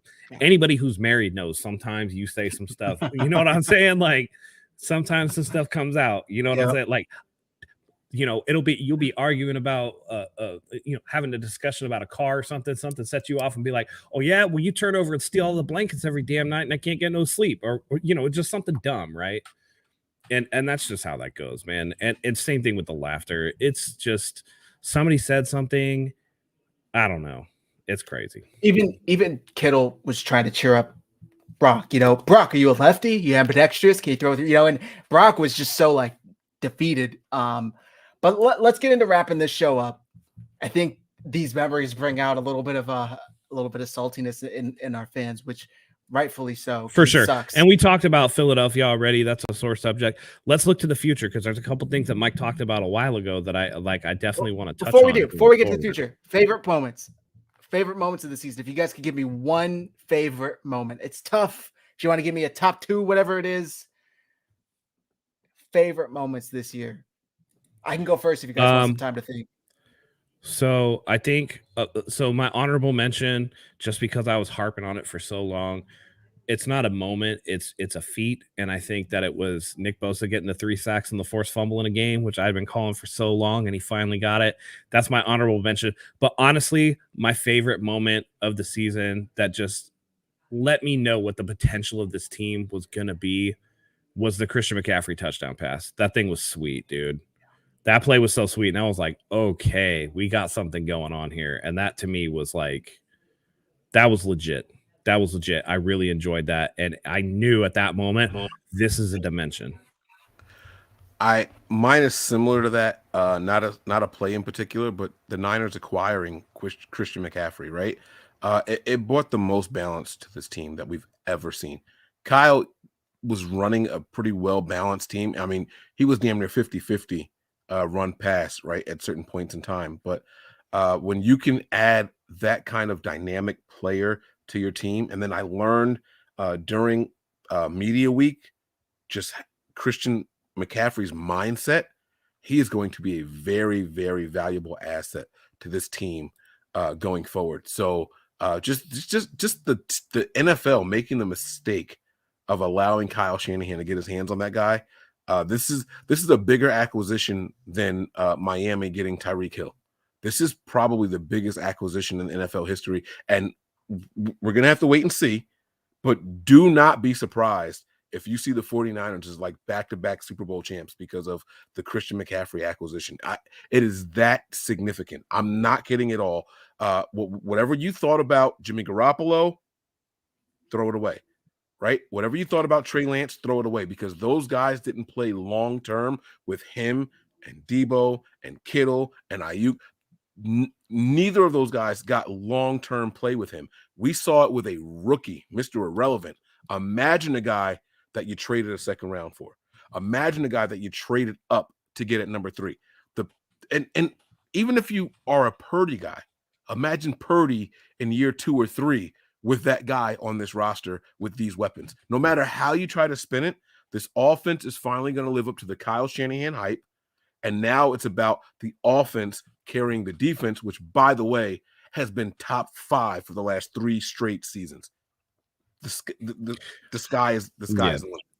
And I think that's a very good point. And if that's the case, then we're going to be eating good. And I'm looking forward to it. The one caveat that I will say to that, and this is looking forward a little bit, the 49ers, whether it be via free agency, whether it be the draft, top end of the draft is what I'm talking about with their, they got 3 compacts. They're 99, 101, and 102 in the 3rd round. They have to shore up the offensive line. There's no ifs, ands, or buts about that. They have to shore up the offensive line. Whether you let Mike McGlinchey walk, whether you keep him, whether you do whatever, there's work to be done at the other guard position. I think Aaron Banks is going to take another step forward in year 3, but I don't think Jake Brendel is the long-term center. I think you really need to address that spot. It's really important, helps quarterback call-out coverages, all that good stuff. But the 49ers are set up pretty nicely. Rookies, don't tend to do a ton. I expect next year to see a lot more Danny Gray. Next year, a lot more Samuel Womack. Next year, even a lot more Diamador Lenore, who at the end of the season started playing some pretty good football. Not to mention that we have potential coming off of an injury to re-sign Emmanuel Mosley, who is going to be a free agent. There's a lot of things that you could do to help shore up some of the areas that there are questions and concerns. I like to see them bring back Aziz, who, had a good year, but not the year that Dre Greenlaw had. So now does his value come down on the open market a little bit where the 49ers can re-sign him? Do they restructure Trent Williams? The salary cap's going up more than people thought because of the new TV money. So the 49ers are in the top half of the league, right? As it stands right now in cap space. So they're going to be able to do some things. I think that there's going to be a lot of things going on that'll help the 49ers with that. So it's going to be exciting. And Zach, I'll let you go, but I do want to get into obviously next season, the big, elephant in the quarterback room. I want to get to that for sure. Sounds good. Yeah. My favorite moments from this year. It's really tough because it was like different chapters of it was like seasons of the season. The Deebo Samuel run, that Monday night game against the Rams, that was like an incredible touch. That was like one of the most incredible touchdowns I had seen up until that Christian McCaffrey touchdown against the Eagles. Just all that had to happen for him to get into the end zone, and it happened. And then just Brock Purdy's first start against Tampa was, we said it earlier, magical. Something I don't think will ever be duplicated. What we saw from Brock that game, out of somebody with his draft stature coming in and just playing as well as he did, and then sending home Seattle and then Dallas in the playoffs, just the sweetest of sweet victories. Unfortunately, it didn't end the way we wanted it to, but it is what it is. I was still very happy with the way the year turned out. Now that we got all that out, all of our favorite memories, let's get into what we can expect from this team next year from the quarterback position, like Matt was just talking about. I'll throw it back to you, Matt. So, Mike said earlier, if the 49ers want to see development out of Trey Lance, they're going to have to push their chips in the middle with him and let it rock for a year. And, with George Kittle saying, oh, this is Brock Purdy's job to lose, one of the things that I think is going to happen is a quarterback battle. And we see the swagger from Brock Purdy, right? We see that confidence. We see him be outwardly confident. And I'm just like, I don't know if Trey Lance has that. But if you saw during Super Bowl, I believe it was during Super Bowl week, he did an interview with Rich Eisen where he said, hey, look, Brock did a great job. I'm happy for him. All I want is an opportunity to compete. I don't want anything handed to me just because of where I was drafted. I want to earn what I get. And to me, that bodes well for the future. That tells me that no matter which way this quarterback battle happens, it's going to be the best man and not necessarily the draft capital or whatever. Because to be quite honest, Kyle ain't married to any of these dudes. You know what I'm saying? Like, he doesn't give a shit. It's going to be the guy that can run his offense the best. And so I think that it bodes well. It's going to be a good quarterback room. If it's Trey Lance winning out or if it's Brock Purdy winning out, the 49ers will be okay. They do need to address that line. But I do love the fact that Trey Lance is not feeling sorry for himself, not upset that Brock Purdy is getting his flowers and getting his shine and doing a good job.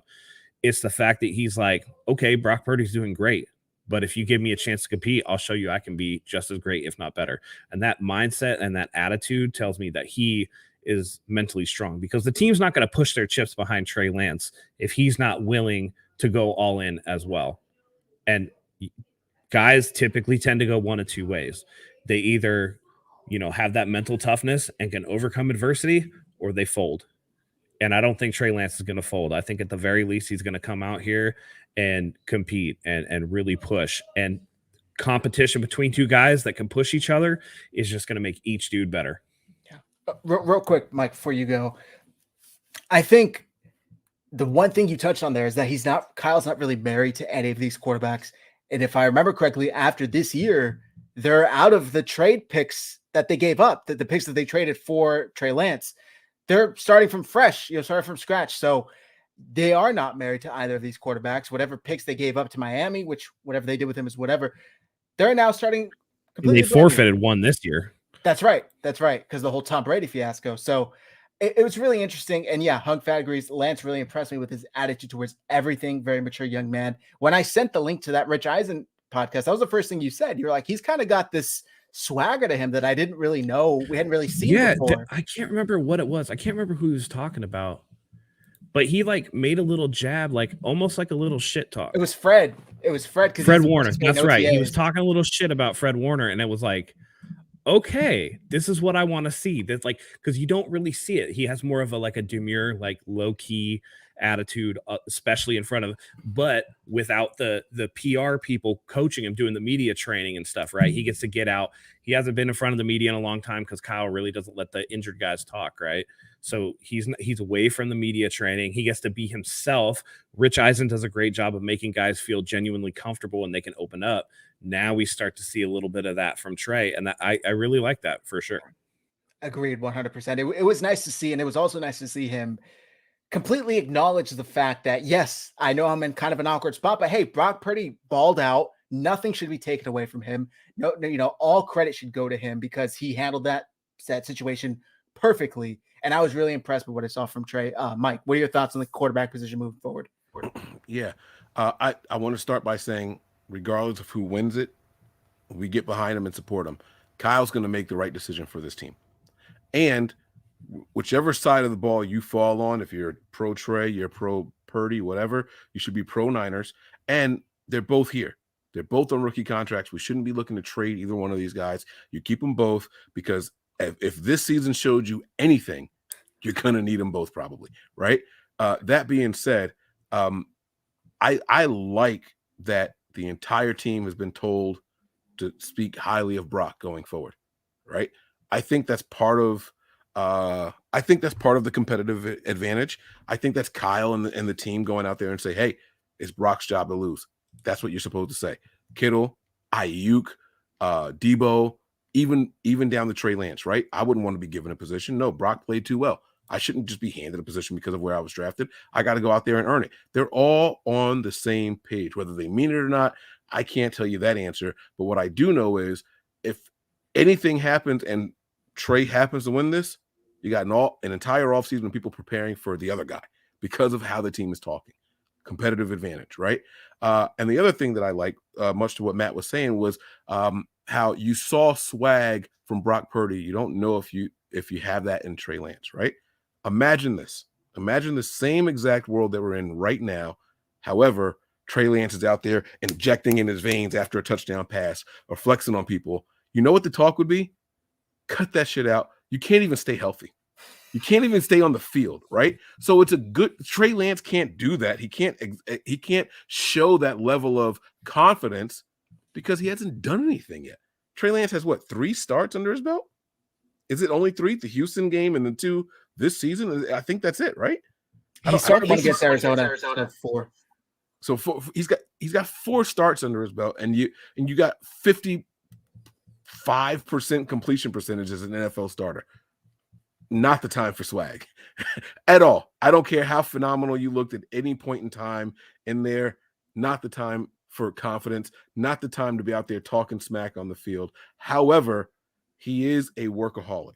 If you don't know anything, forget his arm, forget his athletic ability. Or Trey Lance is in the books. He studies hard, and he is going to be mentally prepared. Now it's time to see if he can execute. And I'm going to trust whoever they put out there. I want it to be Trey Lance. I feel like we get a little bit more out of that position if it's Trey Lance. However, I would completely understand why and how a guy like Brock Purdy could win the quarterback competition going forward. So that's where I stand on it all. Well, there's one thing I will say about the not being able to do the injective aids. Here's where I think that next year he might be able to do that. Why does Brock Purdy do that? I'm Mr. Irrelevant. I was last pick in the draft. Everybody counted me out. I got a chip on my shoulder. What is everybody saying about Trey Lance? You gave up all this for Trey Lance. Trey Lance can't stay healthy. Trey Lance is a bust. Trey Lance is never going to make it. Now what do you put on Trey Lance's shoulder? A chip the size of Mount Everest. And wait, if he goes out there and he wins this job, that's just going to make him more confident. Oh, y'all wanted to write me off, huh? You know? And here's the thing. I think the team, whichever way it goes, as long as it's the best dude, they'll be behind it. I love the way that George phrased it. It's Brock's job to lose. If he loses it, hey, that's how it is. That's how it is. But it shouldn't be handed to him. And neither does Lance expect it to be handed to him. Yeah. And that competitive attitude and all that stuff, you're going to have a chip on him. He's going to let that swag out, and the 49ers are going to be just fine. So either way that it goes, it's going to be exciting to watch. And, you know, it's going to be interesting to see how they supplement. I think that a lot of the playmakers are there between Kittle, Ayuk, Debo Samuel, Christian McCaffrey still there. Elijah Mitchell, if you can get him healthy and keep him healthy, there's plays to be made. So, and that's the other thing. Ian Sharp puts it perfectly. Lance hasn't even touched with CMC yet. That could be a quarterback's best friend. What I'd like to see Lance do, though, is be able to hit those passes behind the line of scrimmage. I don't want to see him skipping no more goddamn screens. Quick question, then we'll wrap up here.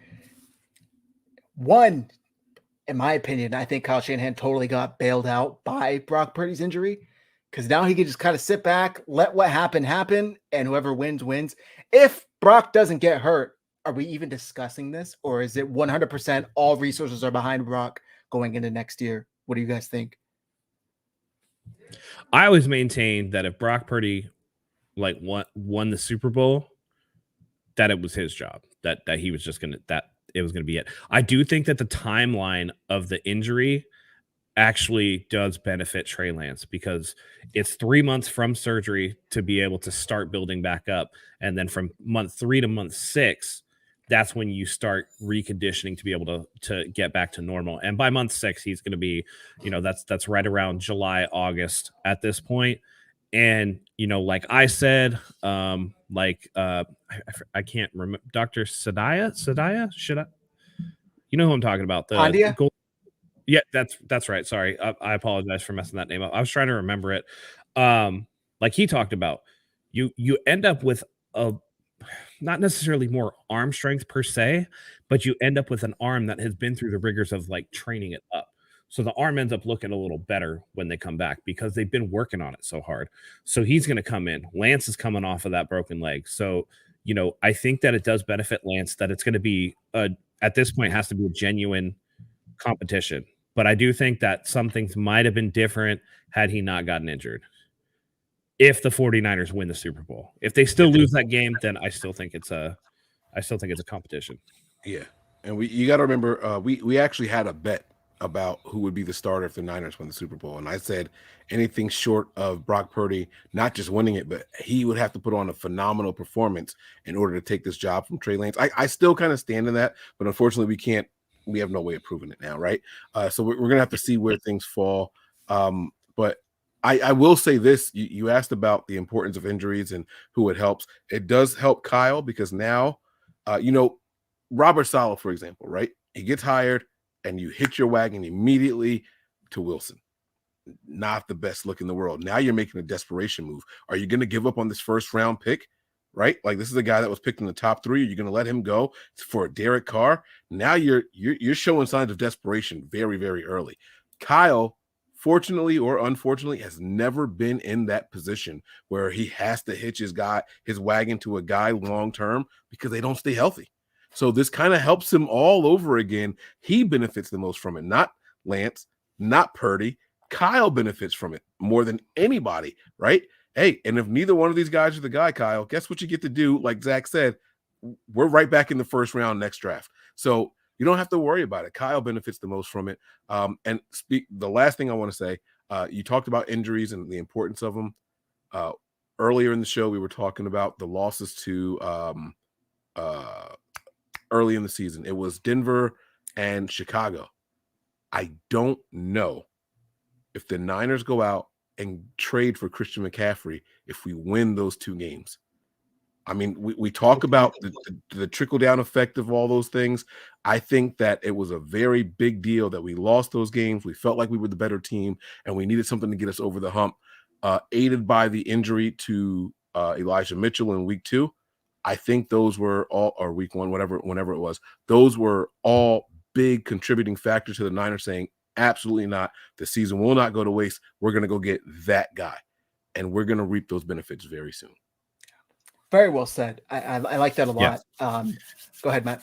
Last thing with the injuries. Don't forget either that George Kittle didn't play until week 3. So he was out too. So there was a lot there. I think, we're going to wrap it up here. But one thing, Mike, we definitely want to have you back on for this. We're going to be bringing you guys content during the off season, because there's a lot of questions to be answered. And one of the big ones I want to think about for next time, and all you out there, it's going to be a good one. We talk about the quarterback injuries. Does Kyle Shanahan's system and the way that he puts, plays, does he put his quarterbacks in danger? We'll save that for next time. Zach, do you want to close us out? Yes, sir. Thank you, everybody, for tuning in. I guarantee you we will not take this long again for another show. We hadn't brought you a show. We were just in our feelings, man. We were just in our feelings. took a sabbatical, had a little bit of a break, but we're back. And on the banner, 49ershiveshop.com, promo code RGS15. I made this shirt before the NFC Championship game. It just took forever to actually get here. You can grab yours, Mr. Relevant with 13 in there, BCB. Go grab yours, 15% off code merch, 49ershiveshop.com. Thank you, everybody, for tuning in. Mike, thank you as always for joining. You want to let the folks know where to find you? I'm sure they're already subscribed. You got great content, but let them know. That's all right, guys. Head on over. If you're here on YouTube, just head on over to Nothing But Niners or NB9ERS. You type it in either way, and you will find us there. You'll find these guys' shows because I share them over there as well. As a bunch of other 49er content creators, I try to share their shows as well. So make sure you guys head on over there, Nothing But Niners or NB9ERS on YouTube. And thank you guys for the continued support. All right, Matt, you want to take us out? Absolutely. Look, guys, it's one of my favorite times of the year. It's draft season. That's what's going to be coming up next, draft and free agency. I'm looking forward to jumping in. We don't have a first-round pick this year, but something tells me that the 49ers aren't just going to rest on their laurels all the way until round 3. So we'll see what happens. But I want to thank you guys, as always, for joining us. We love having you here. Tough end to the season, but the future, by all accounts, looks very bright. So we're looking forward to getting to next season and everything that comes with it along the way. Wishing health to all the 49ers players who are out injured. Want everybody to come back healthy. I want both quarterbacks to come back healthy as soon as possible. That way it's a real competition. Iron sharpens iron. So we'll be here all off season, guys. Thank you again for joining us. And until next time, go Niners.